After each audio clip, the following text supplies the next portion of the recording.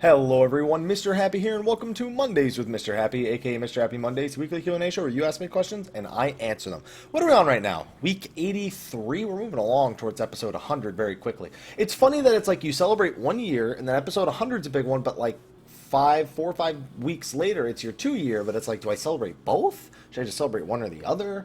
I have no idea. But anyway, here are some of the videos that we released this week. So there were only 2. I realized that I had deleted a lot of the files locally when I went to render it. I was like, oh, here's these 3, and then I was like, before I start rendering this, let me clear out some. And I just cleared out a bunch of videos, and then I realized, oops, I may have deleted one of the videos that I meant to render there, so we'll just show 2 videos, and that'll be okay.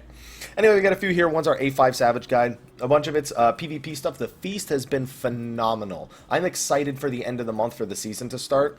I'm not very crazy good at like PvP. I consider myself like a silver to gold tier PvPer in most games, but that's without me really applying myself. I think maybe if I apply myself here, I could get past gold, maybe into platinum. I don't see myself as a diamond tier player. I just know too many good PvPers to consider myself at that level, but we'll see you in the first place. Maybe I don't even hit that point, but I'm looking forward to the Feast at the end of the month. Remember, as soon as Square Enix gives us the tools to do so, I do want to hold tournaments for the Feast.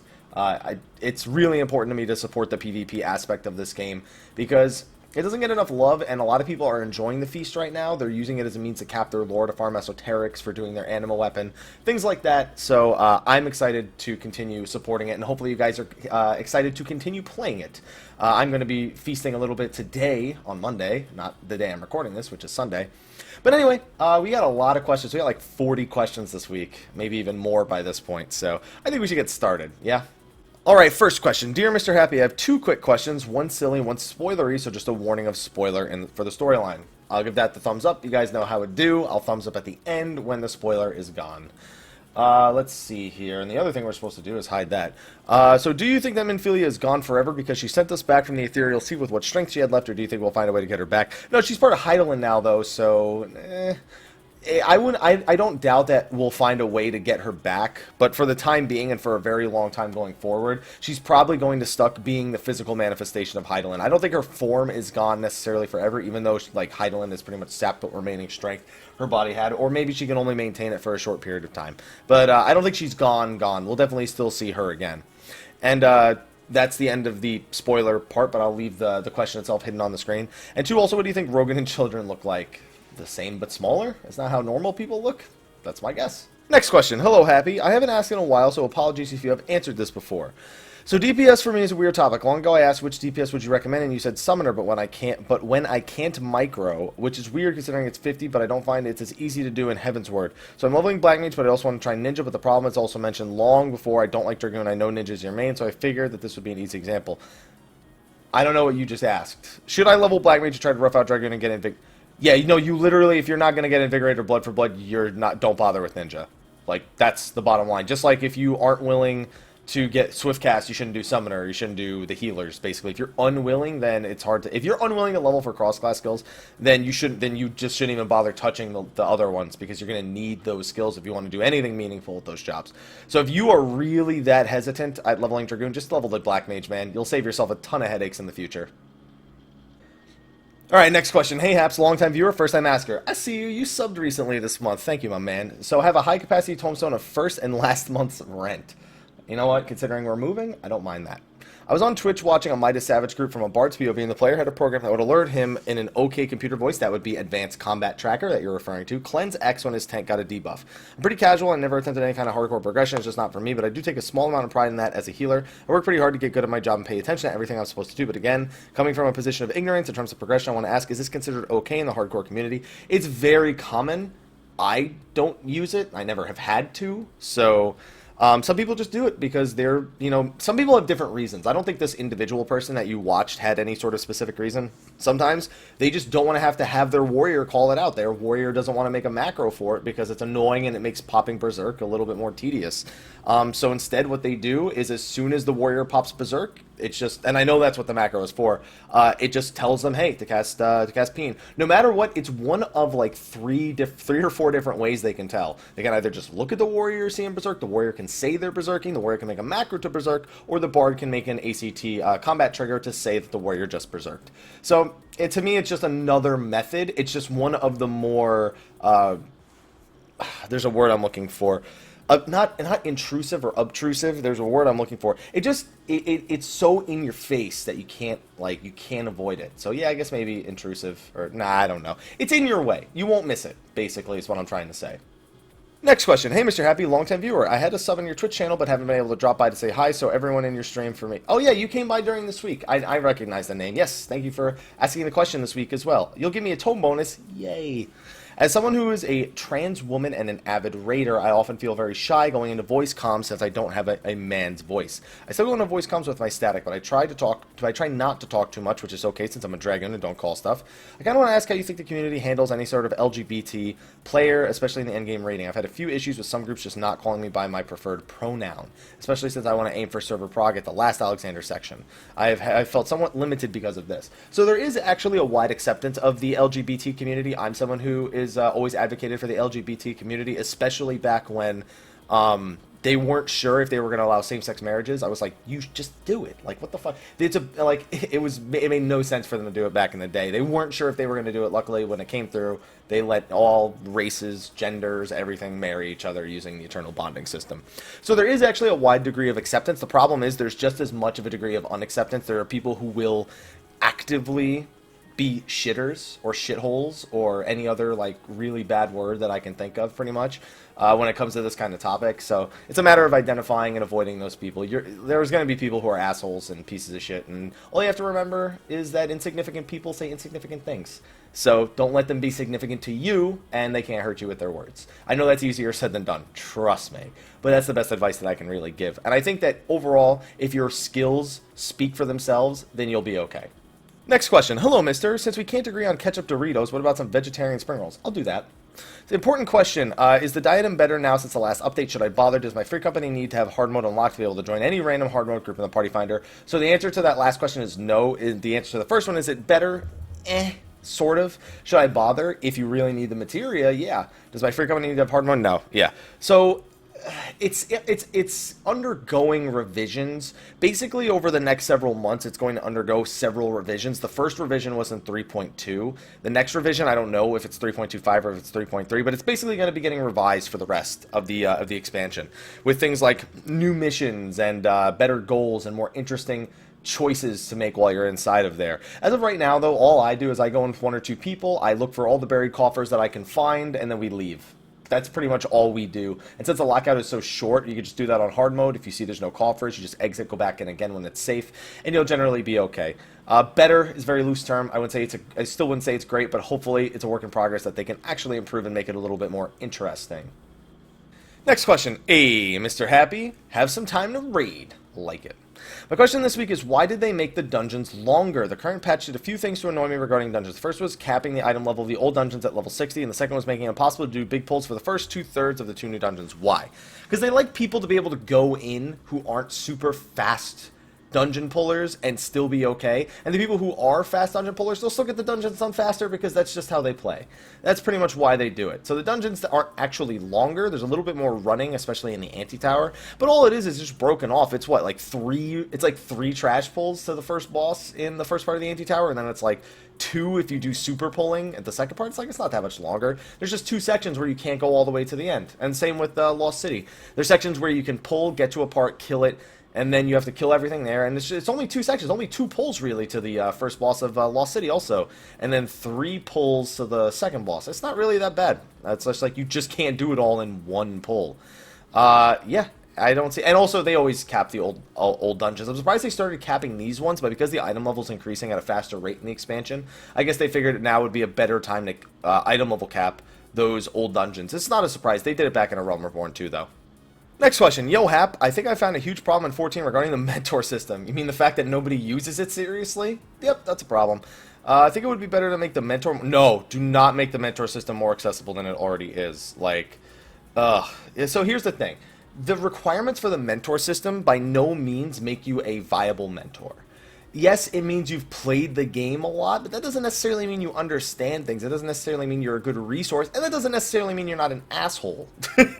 So, unfortunately, it doesn't matter what they do with it, as long as it's open to anyone, and there's no sort of screening process, which would be way more trouble than it's worth. This mentor system was doomed from the start. I had no expectations of the mentor system as soon as I saw it incorporated, and that's why I don't bother. Because I also know if I join the mentor chat, which is very toxic, by the way, especially on Gilgamesh, I'm basically just going to get kicked for being me. So I'm not even going to bother trying with that. You know how you fix the mentor system? You make a screening process for it, and that's more work than it's worth. Next question. Hey, Happy, longtime viewer. I know who you are. Like, you guys act like I don't recognize your names, yo. So no first-time bonus, but here's a chance to earn a bonus with an expert roulette. A bonus of elegant tomestones of lore will be awarded upon swift completion of your duty. In an attempt to give you more time for other questions, pick one question at random, and you will have read the question. And after you've read the questions, you have 20 seconds to answer. I like when he does this. He's done this before. So we're going to pick the second question. You said before that you're not a fan of certain things from other Final Fantasies being inserted into 14, but how do you feel about just using place names like how we currently have Costa del Sol? That doesn't bother me at all. I think it's a nice little reference, like, hey, that's named after that. As long as it's not literally the place from the old expansion. And even sometimes that's okay, like Crystal Tower was an unavoidable one. But I'm okay with the names. I just don't want to see, like, Sephiroth. We have a Sephiroth. I don't want to see. Next question. Hey, Haps. First time asking is to give yourself a random bonus. Chicken! Normally, I have done all my Qs on my Black Mage, so I've never really noticed this, but whenever I switch to Warrior, it seems to be a decent chunk of DPS who only use single rotations, even when I have 5+ mobs on me, making me... yeah, this is pretty normal. I don't know why. So my question this week is why so many DPS have no clue what an AoE rotation is. A lot of people just don't take the time to learn their jobs. That's what the Hall of Novice... Well, okay, let me rephrase. That's what Stone Sky C is supposed to encourage you to learn, but a lot of people still don't. Like, the tool is there, and I can say the average player is a little bit better, the player who actually uses Stone Sky C. I see a lot of average tier players come and say, I got this far in Stone Sky C. They come in like an hour later, all right, I changed some things up, I got this far at Stone Sky C, whatever. And it's like, okay, see, these are the people who it was meant to help. There are some people who you're never going to be able to help. So it's just... And then it's hard to tell people, can you AoE please? A lot of the times it comes down to like one traumatic experience, like, oh, I tried to AoE once and the tank told me never to AoE again, so I never did. And it was like, all right, then you tell them, okay, that tank was an idiot. I want you to AoE please. Please. That's how you do it. Next question. Hello, Mr. Happy. Saying hi from the Dominican Republic. My cousin went to the DR for his high school graduation. I remember that. I'm a good player, but not savage good. I can do any content and better than most. My problem is that I think I have raid anxiety, a common problem. Every time I do a party finder about anything, I feel like I'm going to fail and end up being one of the best on that group, and I stop doing things on the party finder. Any advice on how to get better, how to get rid of that anxiety? I mean, a lot of the times anxiety comes from overthinking something. You look at too many angles instead of just doing the thing that you're trying to do. So I'm going to say that. It's a hard thing to fix, but you literally just need to stop overthinking. Like, oh, what if this happens? What if that happens? Who gives a shit? These are people, unless these are your friends that you're letting them down or they're letting you down and you think you're going to dislike it. Like, it's a fucking game. You know what I mean? Like, that's ultimately what it comes down to. It's interactions with other people that sometimes make you anxious, and sometimes you just gotta, tackle the problem head on. I mean, that's what I had to do to get over raid anxiety and stuff like that back in World of Warcraft in 11, so that's the best advice I can give to you. Hopefully it helps. In case you were wondering for that last question, I have a 7-Eleven coffee. You know what I realized at 7-Eleven? They have espresso shots you can put in your coffee. And I'm like, let's just say there's some of that in here. Next question. Hey, Mr. Happy, I got a few quick questions regarding some lore. So I have a card that gives you a free pass on your next plumbing problem. Thank you. That's very helpful. All right, a thumbs up thing because he says it's lore related. You could probably read the first question now, but I'll close it and I'll do the thumbs up when we're good to go.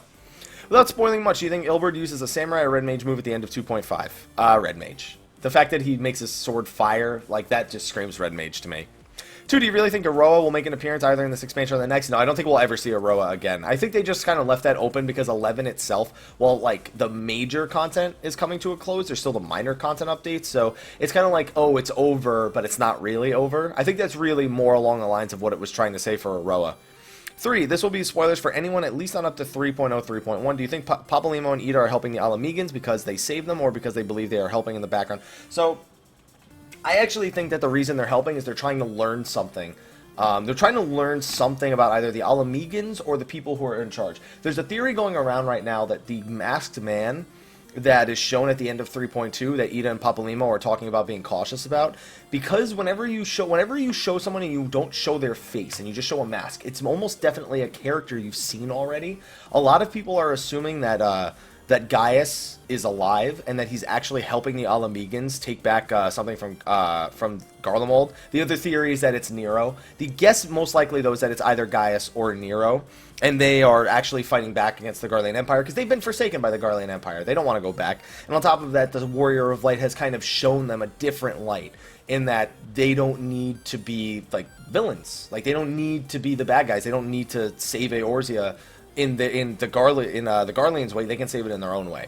So I think that's why they're there. They're trying to learn more about either Gaius or Nero, why they're helping the Alamegans.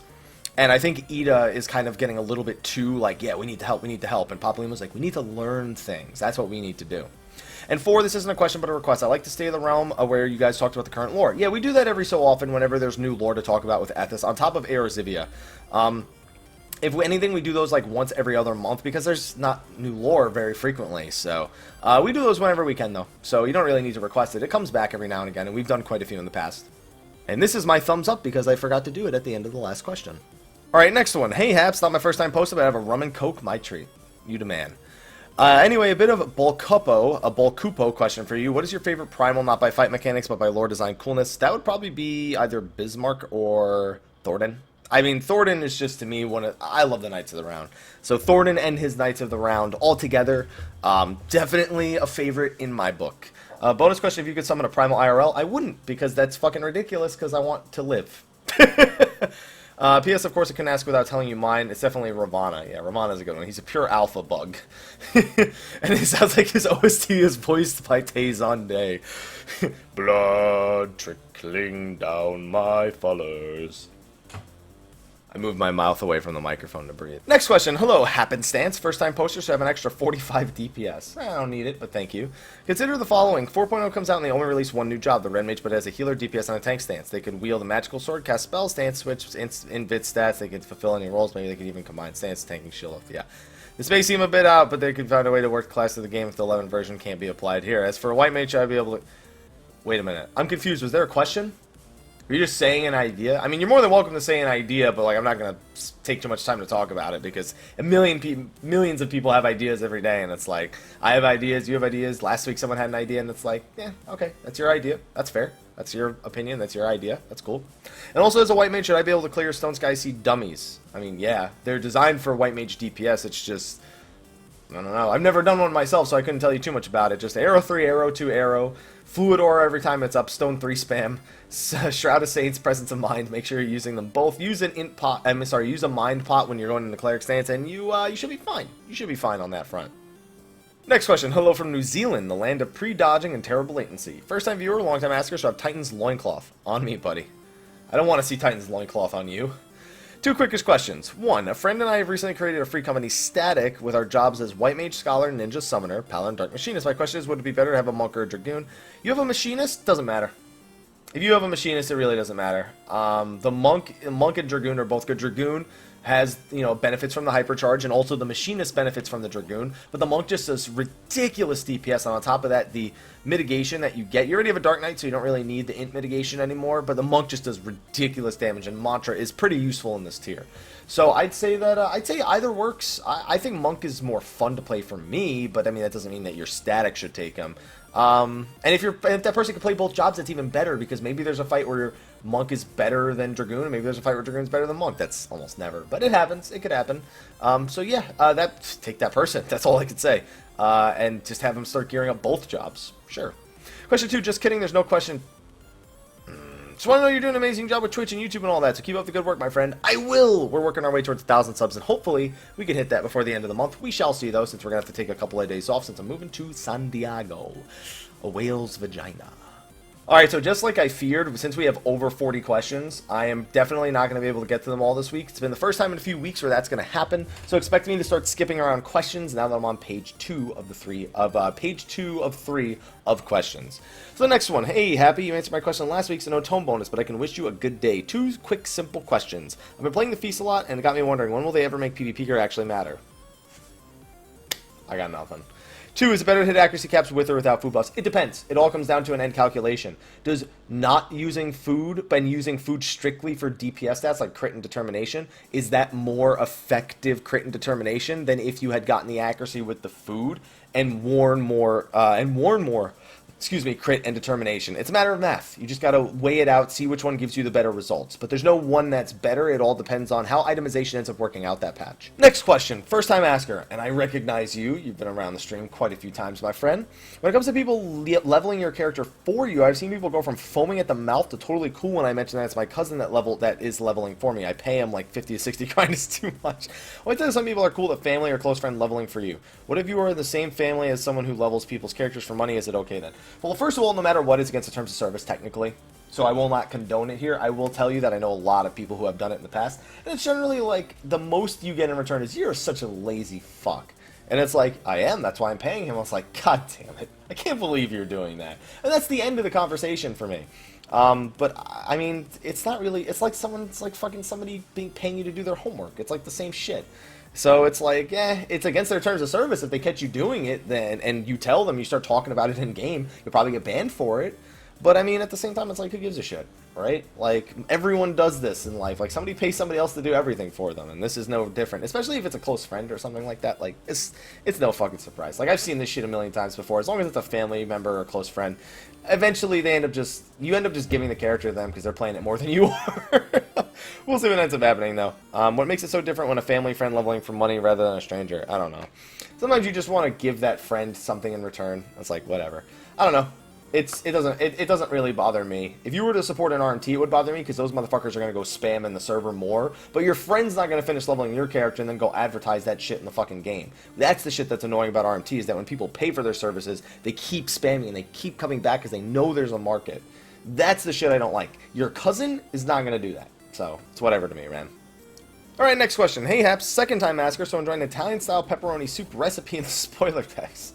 I've actually had pepperoni soup. It's so good.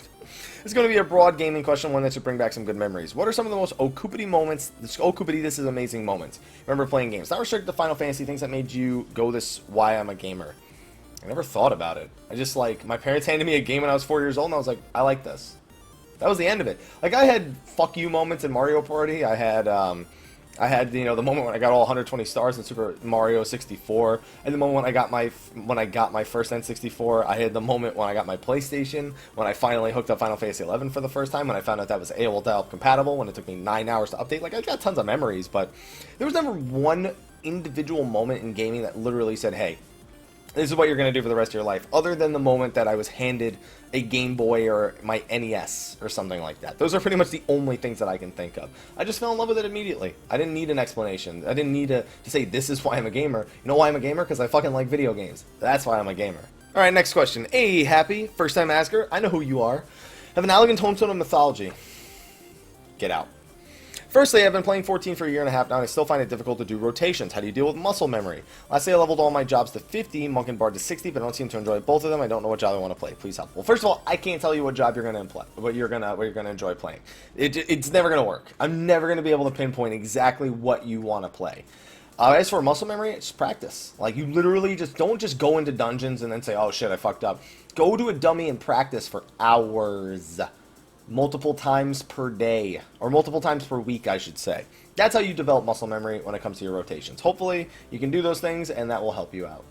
Next question. Hey, Mr. Happy, hope all is going well, went well with your move to San Diego. We're not down there yet, but we will be in a couple of weeks. And that you enjoy your stay down here. Try Hash House Go-Go, or Hash House a Go-Go when you get the chance. On to the question. I've read up on an exploit hack involving spell speed. Yeah, I've heard about this. And the end result is roughly 2-second cast time. I know about this. I was hoping to get your opinion on exploit hacks like this. It seems to be a fairly popular thing within the endgame community, at least. Well, okay, it's... Not liking it is very popular, but there's only one real person, and that's the Black Mage that you mentioned, that we can refer to when it comes to these kind of things. I've seen the occasional speed hack, where you actually move faster. I've seen that a few times, especially in the Feast, since it came out. But, I mean, it's not like it's a super common thing. Most people will just not even exploit. They'll just stack buffs on one person in order to make them do really well DPS-wise. This case, however, was not one of those cases, so it's not cool. If you're fucking doing... I remember back in turn 8, during second coil progression, our group had just gotten together after, like, some really, really big drama. And we beat 6, we beat 7, We were going into 8, and we had only spent like a lockout in 8, and we didn't have much more time. And there was a Russian free company on our server that beat 6, 7, and 8 for the first time, all within an hour of each other. And we ended up finding out that they were using a positional hack in order to make it so that their characters were off the ground. So that meant that any mechanic that did AoE damage was actually on... There was X and Y coordinates, and they were up on the Z coordinate, which isn't usually used to designate where an AoE hits. In this case, it was. The Z coordinate was only flat on the ground, pretty much, so they avoided a million mechanics by doing that, and they just beat all the bosses like that. So it was, and then they got banned. I mean, it was bullshit. So hopefully that's the case. Whenever somebody uses something like this, you always gotta hope that there's some sort of real investigation done and that a real punishment goes out. And with the spell speed situation, I would be appreciative if Square Enix finally found a way to make sure that this person doesn't get to keep doing what they do. All right, next question. Greetings, Mr. Happy from Australia. Please tell Aethys I say hello. Aethys. I'm gonna call him that from now on. Aethys. Long time viewer, first time asking, please enjoy this baby cactuar on your windowsill. Please remember to water him every day, feed him once a week. When he grows up, he will bloom to flower that will give you 2,000 lore tomestones. Or kill me. One of the two. I don't think you've decided that yet. TLDR, determination or spell speed for White Mage and Scholar, or balance it out. Okay. And meld accuracy or not. So, yes, accuracy. If you're going into Savage, even if you're DPSing in dungeons, you need accuracy. Because otherwise you miss a lot, and it's really fucking annoying. As for determination or spell speed for White Mage, spell speed for Scholar, crit. Crit. Now, here's the thing. Scholar with crit has actually become a little bit more of a do you really want to do it topic? Because you don't sit there spamming Adlos in hopes to get a crit. You know, if your Adlo crits, then great, fantastic.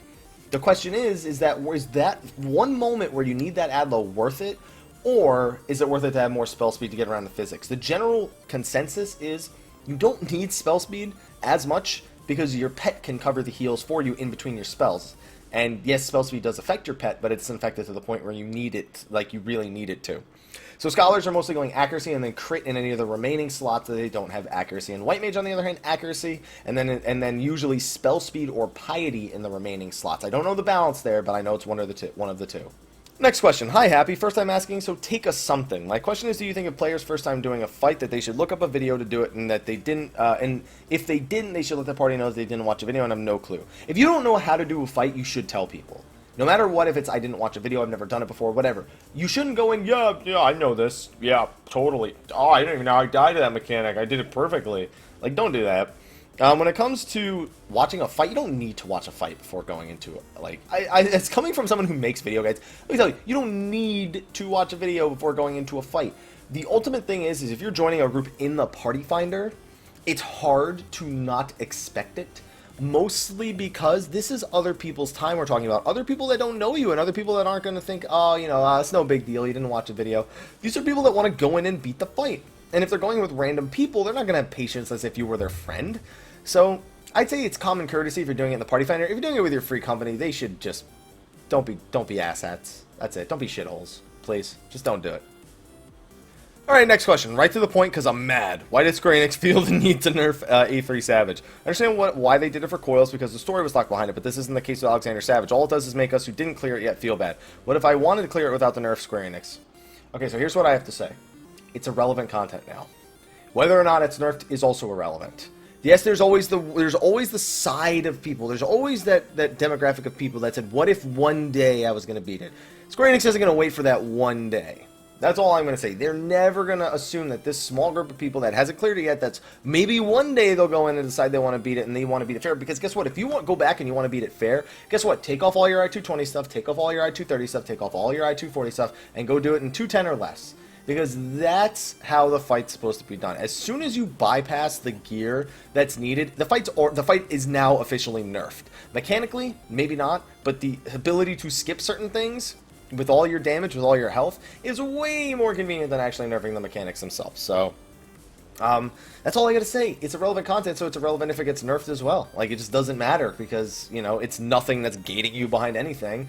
So it's just, you know, whenever you want to do it, you go in and do it. You get the win. You don't get a title. You don't get an achievement. You don't get anything for beating this. So it's like, it's what it is. Drinking this coffee is making me sweat. Next question. Hey, Happy. Big fan, and thank you for what you do. Thank you for watching what I do. That sounded weird. I've been thinking about getting back into 14. I haven't played since right before the expansion release. Sorry if you've answered this before, but I was wondering what's the best way to level from 50 to 60? The main story. The first time through, it'll be the main story, plus side quests. And dungeons, whenever you unlock them. That's it. After that, 50 to 60 is dungeons and fates. Occasionally leaves, but that's much more uncommon. Also, once you hit 60 for the first time, unlock your Beast Tribe quests, because those will help you immensely when leveling to 50 to 60 the second time as well. Hopefully, that helps answer your question.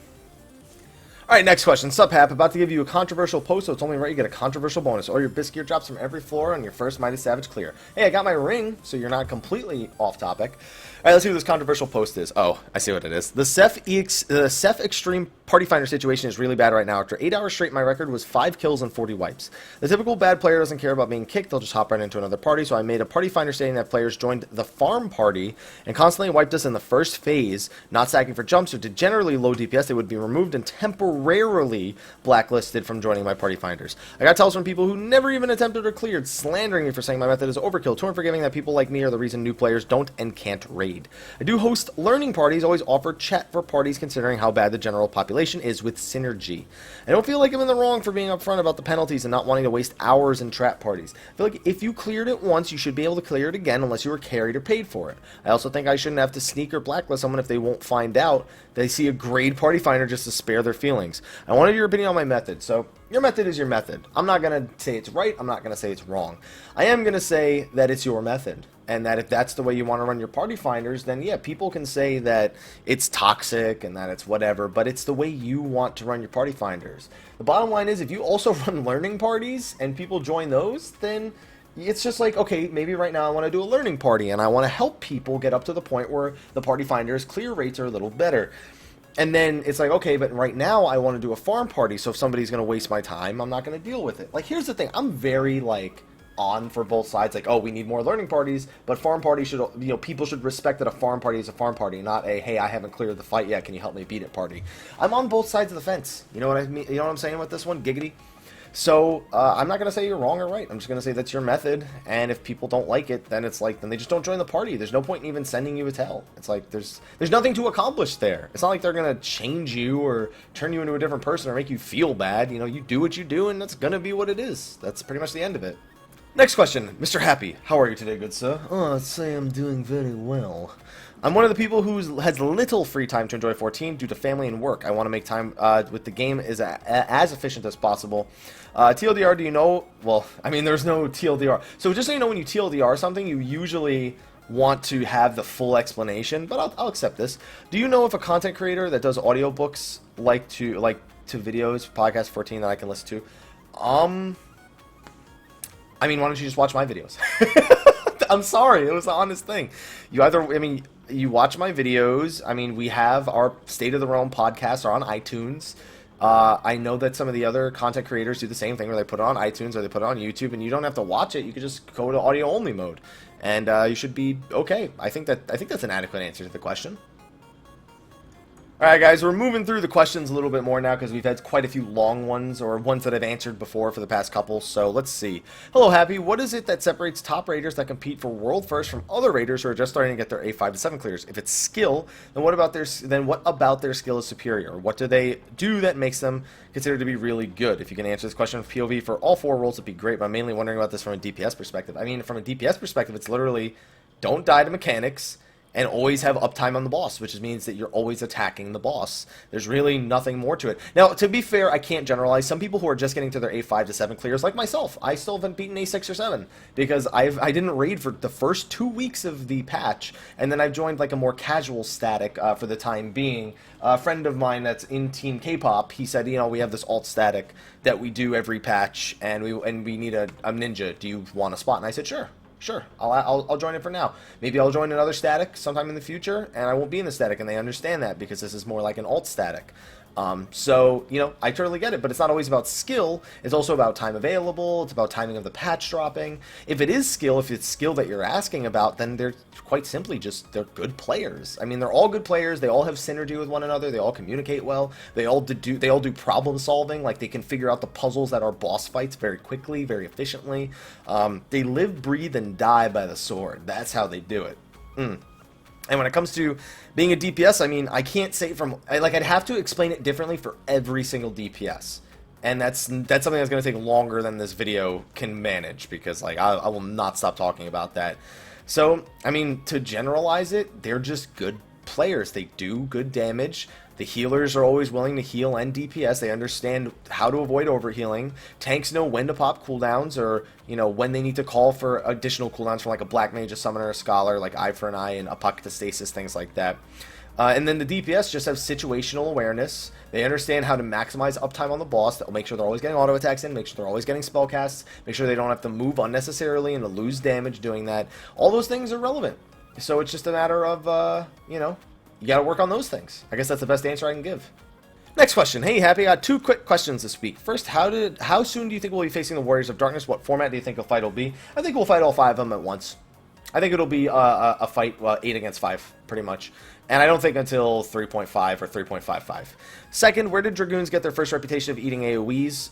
So basically back in both 1.0 and 2.0, the jump animation had like a full 1 or over 1 second animation lock. So if you use it as a bad time, there was a 0% chance of you getting out of the next AoE if you use it at the wrong time. So that's where it kind of happened, is Dragoons would have no situational awareness, and they would just use jump whenever it was available, and it would get them killed. That was the one thing that gave them a reputation for eating AoEs. It's of course gotten better now, but it still can happen, so be very careful, Dragoons. Next question. Hey, Mr. Happy, new viewer, and finally caught up to you with Mondays with Mr. Happy. Thought I'd ask a couple quick questions. Welcome to the show, my friend. Looks a little long, but I think they can be answered fairly quick. I can see that, sort of. If you're short on time, choose whichever you prefer. I don't think I'm short on time yet. I've had to cut out the super long questions, though. 1. Any tips on solo monk play? I have a hard time getting around mobs for attack bonuses. The number 1 thing you can do is steal peek. Steal peek, move, hit 1 positional, and that's it. Otherwise, don't even bother trying to hit your positionals on random trash mobs. You generally don't need to if you're the one taking the hits. Don't even bother trying. 2. In-game activities to take a break with, solo AFC, friends, etc. I don't understand the question. Are you asking if there's any in-game activities to take a break with, solo or with a free company? I mean, you could hang out by a free company house. You could go do chocobo racing. You could triple triad matches with each other. You could do anything like that. All those things should work. 3. I know the amount of skills in the game are a little high. What are your thoughts on implementing something like a trait tree? I was thinking more like Guild Wars 2. You know how Guild Wars 2, like, sometimes one button chains like 2 or 3 abilities? Maybe make it so that there's a way to do that with certain combos. That way you can have one button be an entire combo, basically. And I know it sounds like a macro or something super lazy, but, I mean, just to free up space so you don't have to use. And then, if they do that, I don't mind if they add more buttons to press, because I'm only pressing one button to access that anyway. Or a trait tree. That was the other thing that I recommended that they do. And then you give an example of this here. For example, Ninja, Stealth, make it usable. Pretty much outside of PvP. Yeah, those 3 questions weren't that bad, so thank you for asking them. Next question. Not a first-time asker, so no bonus sadly, but you can get the Echo instead to help you third faster. Only downside is the video needs to go on for a certain length before you get the bonus. Sorry. Well, it's been more than 3 minutes, thankfully.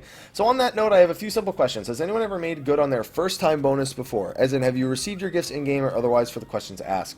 No, I never expect anyone to do that. If that was the case, that would be crazy. No, it's just an inside joke. Somebody did it once on like episode 20 or something, and I was like, hey, first time bonus, I like this. I gotta figure out who it was who suggested that. Just one person randomly did it, and everyone's like, hey, I guess now everyone's doing it. It's just a normal thing now. It just got worked into the show like that.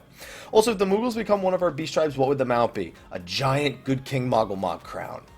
Next question. Hello, Mr. Happy. Have some birdie mounts. Kind of late in the thread, but I hope I can get my first question answered.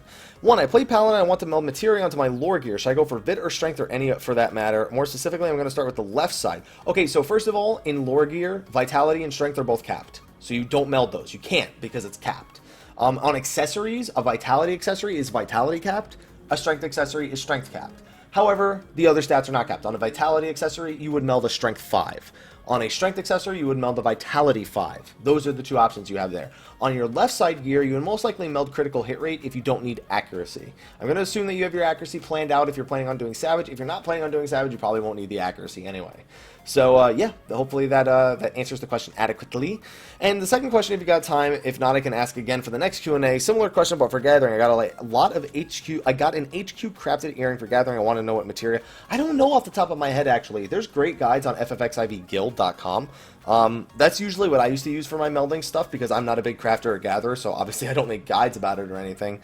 So that's the best thing I could recommend is go to another source that does it more frequently than I do. Hopefully that's a good answer, and that's a good plug for FFXIV Guild. Next question. Sup, Happy? Couple of, hopefully, quick questions. With how absurdly strong spell speed is with the new stat weights, holy shit, is it really .413 for black mages? What the fuck? Is it even worth me getting a lot of 230 tome gear? The legs and boots are good, but unless my maths are wrong, the 220 pentamelded pieces I seem to have better, and I'm enjoying having 1,142 spell speed too much. If you math that out and it's better, then it's better. To me, that's the bottom line. If this was the weight, if these were the weights that were given to you, and you mathed it out, and the 220 pieces are better, then they're better. And that's the end of it. No questions asked. 2, our static is off to a slow start, but we're finally going to Savage this week. Is it worth melding Vit plus 15 into accessories? No. Not until a little bit later. I'm not going to say anything. Not quite. Not quite. Let me just say that you may want them eventually. Just not for 5, 6, or 7. Take that how you will. Next question. Hey, Mr. Happy. Have some Steam staff for your troubles. Thanks. I have 2 quick questions. 1, how do I recruit a scholar for my static?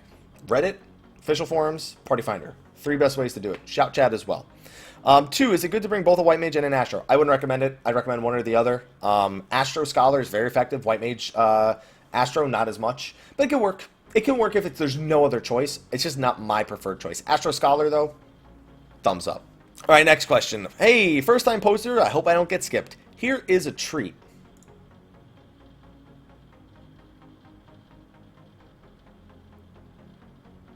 Really? I am using my goddamn words. Okay, and we seem to have made it to the final question. We did it! Hey, Happerino, first time asking a question, so as Ravana says, prepare thyselves. And have a free A8 Savage Clear, Kappa. I just wanted to ask you if someone wanted to start streaming, then would you suggest, what would you suggest for that person to have good equipment to begin with? Or start small? Start with what's within your budget. Don't all of a sudden go out and buy box lights, a $900 camera, a green screen, 1440p monitors. Don't do that if you're brand new to it. Start with a basic Logitech C920 camera like this. See this thing? This is good. This is perfect for starting off. If you even want to use a webcam, maybe you don't want to use a webcam. Make sure you have a good enough internet connection. Make sure your computer can run the game and stream it at the same time. Those are the more important things than having all the fancy equipment like mixers and shit like that. Secondly, how would you go about telling your own family you want to be a streamer? So I didn't tell them that until after I had already kind of like seen some success. I was like, Mom, Dad, I'm leaving school. I'm going to become a video game broadcaster full time. I have contracts here. I'm going to be making YouTube videos, and I'm going to be trying to become partnered on this other website. And what do you know? They were like, are you fucking stupid? That was what they looked at me. But then eventually, like a day or two later, like, is this what you want to do? This is what you're going to do. You can make it work. We believe in you. It's just not necessarily something we understand. And that was the hardest thing is people who don't understand video game streaming won't understand it for a very long time, and they'll constantly ask you questions like, so what are your numbers? How many subscribers do you have? Or how many, what's the view count? And it's like, I don't know, I don't keep track of every single thing. It's like I keep track of certain numbers, but it's like you're asking me about every little number, and it's like, what's important to me? I'm making content that I enjoy, and I'm making a living doing what I love. And that's why I love streaming on Twitch. That's why we're reaching for 1,000 subs, and that's why I do what I do every day. Just keep that in mind. I would sideline it first until you have something to show them. Sideline it until you can show them, hey, this is where my success is taking me. And then they go, okay, cool, because there's something tangible there. And obviously by tangible, I mean dollar. Hopefully that answered the question adequately. Thank you, everyone, for asking questions this week. Here's the videos from the start again right here. Hopefully you watch these, enjoy them. I'm going to caress them very, very gently.